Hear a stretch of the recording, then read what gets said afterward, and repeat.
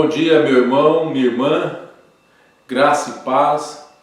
Estamos começando mais uma boa semana e o nosso desejo, a nossa oração é que você tenha uma semana muito inspirada, um dia muito abençoado pelo Senhor, que o seu dia possa render, que a tua manhã, que a tua tarde, que essa semana possa ser uma semana muito produtiva, muito proveitosa. Queremos começar a nossa semana meditando na palavra do Senhor, trazendo boas notícias, boas novas.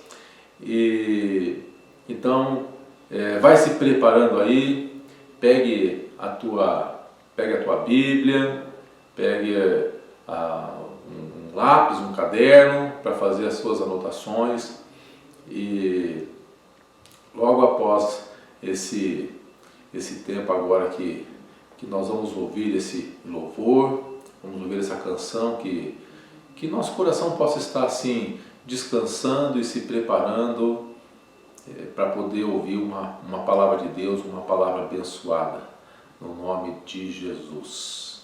Amém. Amém.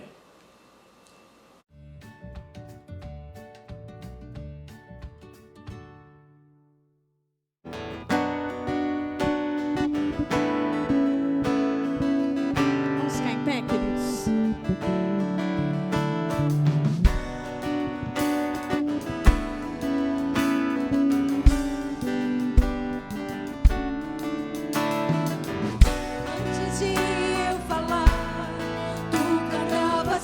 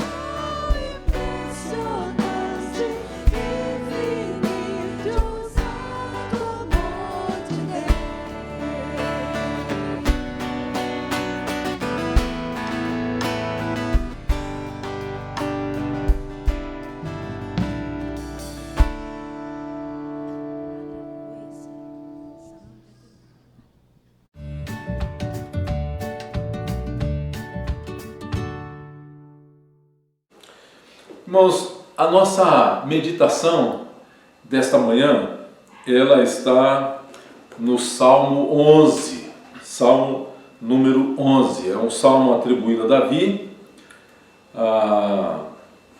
e a palavra de Deus, ele traz o salmista, a Bíblia traz um tema, né? O Senhor é forte refúgio. O Senhor é forte refúgio.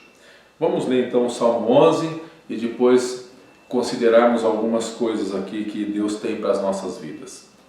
A palavra de Deus diz: no Senhor me refugio, como dizes, pois, a minha alma, foge como pássaro para o teu monte? Porque eis aí os ímpios armam o arco, dispõem a sua flecha na corda, põem as ocultas, dispararem contra os retos de coração, para dispararem as ocultas contra os retos de coração. Ora, destruídos os fundamentos, que poderá fazer o justo? É a indignação e a pergunta do salmista. E ele diz: o Senhor está no seu santo templo, nos céus tem o Senhor o seu trono. Os seus olhos estão atentos, as suas pálpebras sondam os filhos dos homens. O Senhor põe à prova ao justo e ao ímpio, mas o que ama a violência, a sua alma o abomina. Fará chover sobre os perversos brasas de fogo e enxofre, e vento abrasador será a parte do seu cálice, porque o Senhor é justo, Ele ama a justiça, os retos lhe contemplarão a face. O contexto deste salmo, sempre quando vem de Davi, e Davi, quando ele fala de lugar de refúgio, de refrigério da alma, ele faz menção do Senhor sendo o reto juiz e tudo mais. Sempre ele tem um contexto de perseguição, onde o medo tenta tomar conta do seu coração. No caso, aqui, o contexto é Davi sendo perseguido por Saul. Mas Davi, ele compõe, inspirado pelo Espírito de Deus, ele compõe esse salmo onde ele registra aqui que ele não se deixou abalar pelo medo. Não significa que ele não teve medo, não significa que ele não esteve apreensivo. Sim, todos esses sentimentos estavam presentes no coração de Davi, na preocupação de Davi. No entanto, ele não se deixou ser abalar por todas essas circunstâncias que o amedrontavam. E nós encontramos aqui, neste salmo, algumas razões que ajudaram a Davi a vencer e não se deixar abalar pelo medo. E eu quero citar com você aqui pelo menos 4 razões que Davi expõe para a gente no Salmo 11, que o ajudaram a não se abalar com essa situação. Primeiro, Davi considera aqui o poder de Deus, a soberania de Deus. Davi é um servo do Senhor. Deus é o seu Senhor, ele registra: o Senhor é o meu pastor. Então veja, Deus, ele está no controle de todas as coisas. E Davi, então, ele tem essa convicção. No verso 4 ele diz: o Senhor está no seu santo templo, nos céus tem o Senhor o seu trono, e de lá o Senhor, ele tem o controle de todas as coisas, ele tem o controle de tudo. E o Senhor conhece os nossos inimigos, ele conhece as suas estratégias, e Deus nos guarda, e é Ele quem nos dá e garante a nossa vitória. Portanto, a verdade é que o mal não triunfará para sempre. Os ímpios, eles não prevalecerão. Davi vê no trono inabalável de Deus acima da sua cabeça aquele que cuida dos seus servos. Então veja, aqui no nosso plano, na nossa vida, no nosso cotidiano, a terra, né, os seres viventes, eles podem até estar em crise, mas não há crise no céu. Não há crise nas regiões celestes, onde Deus é o Deus que governa soberano sobre todas as coisas. O mundo pode estar transtornado, mas não no trono de Deus. E Davi tinha essa convicção. Uma segunda razão que faz com que Davi não se deixe abalar é porque Davi tinha a certeza do conhecimento de Deus, né? O Senhor é aquele que prova os corações. Ninguém escapa do julgamento de Deus. Então veja o que diz o verso 5, ele diz: o Senhor põe à prova tanto ao justo quanto ao ímpio. Mas aqui ele registra: mas o que ama a violência, a sua alma o abomina. Então veja, o Senhor é aquele que põe à prova. E por que o Senhor põe à prova tanto o justo quanto ao ímpio? Ele põe à prova ao ímpio para provar o seu coração e para dar a ele a devida punição. E o Senhor também põe à prova o coração do justo para recompensá-lo, para abençoar o justo, assim como o Senhor fez com Abraão, como o Senhor fez com Jó e com tantos outros.